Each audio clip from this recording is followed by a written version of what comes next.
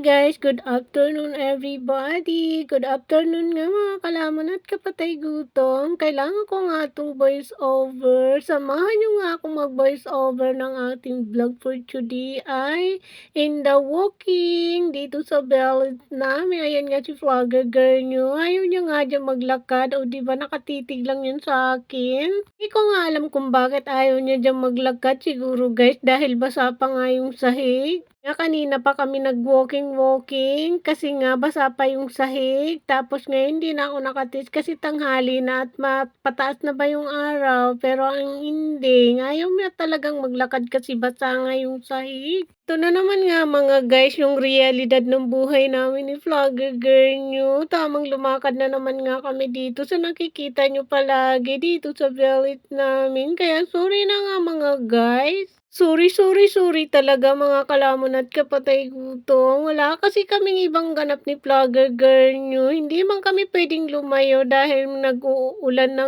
nga umaga, tanghali at gabi, hapon o anong oras pa dito umuulan lagi. Pero guys, ang hindi umuulan dito, asahan mo na mga 5 oras siguro. Pag 6 na oras na guys, ayan na naman siya. Wala naman. Hindi ko alam kung bakit doon nga daw kami galing. Ayan nga si vlogger girl nyo.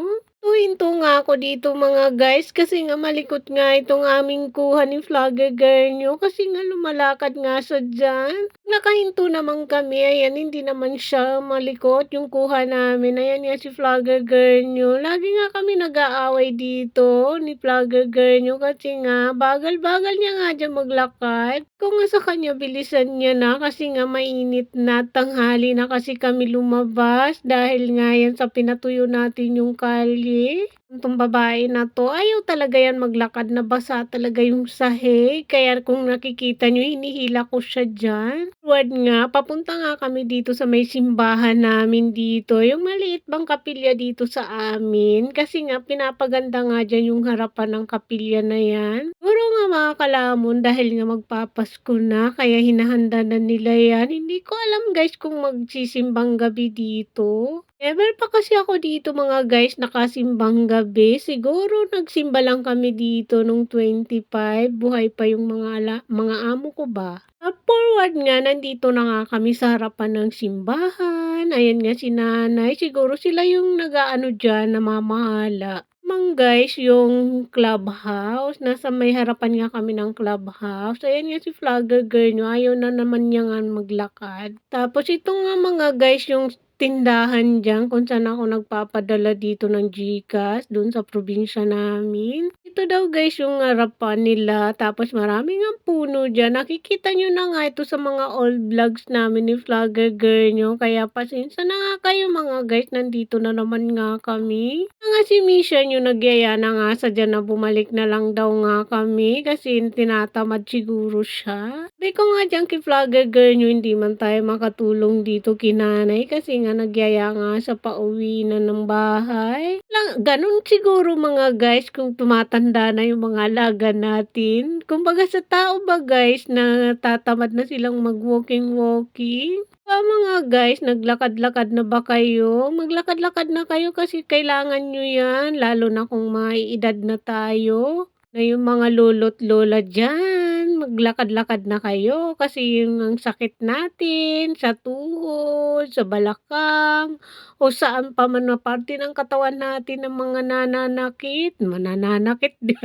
Voice over ko nga ito mga guys, natatawa nga ako dito sa ginagawa kong voice over. Ayan nga si vlogger girl nyo, tapos ito nga daw yung bakanting lote. Kami nga yan mga guys ng gabi. Yung gabi ba yung laing na ginugulay? O diba bulol yan? Sorry na mga guys dahil bulol nga ako dito. Haggard Versosa na nga ako dito kaka-voice over. Pero nga daw yan kalamansi ba or dalandan. Hanggang dulo nga daw guys yung dyan gabi. O diba nawawala nga ako sa sarili ko mga guys. Kaya pagpasinsan nyo na nga ako dahil napakahaba nga itong voice over natin. Ayun nga si vlogger girl nyo dyan. Kinding-kinding nga sa dyan. Sabi ko bilisan mo na at huwag kang gigilid kasi nga maputik dyan sa gilid at basa nga. Nag-aaway nga kami dyan ni vlogger girl nyo palati. Hindi ko alam kasi kung bakit lagi siyang nasa gilid. update. Forward nga mga guys, nandito pa rin nga kami sa village namin. Kaya sorry na nga mga guys kasi nga nandito na naman ang realidad ng buhay namin. Hindi na namin alam kung ano yung ipapalabas namin sa inyo dahil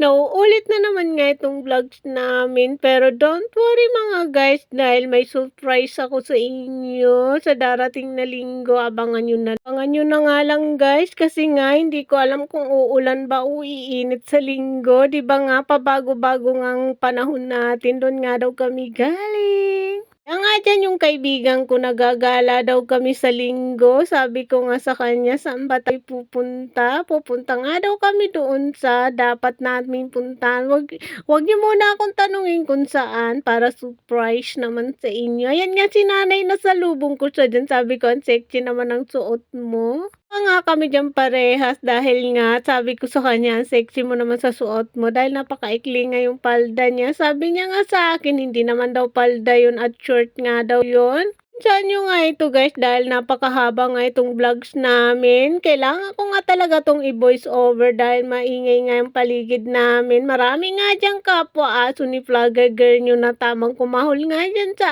amin. Bawat bahay nga dyan na may aso kumakahol sa amin ni vlogger girl nyo. Tapos yan nga si vlogger girl nyo, inaaway ko na naman siya. Sabi ko wala na bang ibibili siyang walking mo? Nga may nakasunod nga dyan sa amin, pinagtawanan kami. Sabi ko nga kay vlogger girl, ikaw kasi, mo pa talagang pagalitan or awayin ka ng mama mo. Kaya pasensya na nga kayo guys, dyan na yan na nga si Haggard Versosa na nga, yan na nga siya dyan. So yan lang guys, thank you so much watching, see you next vlog, and bye, and good afternoon to all of you, bye!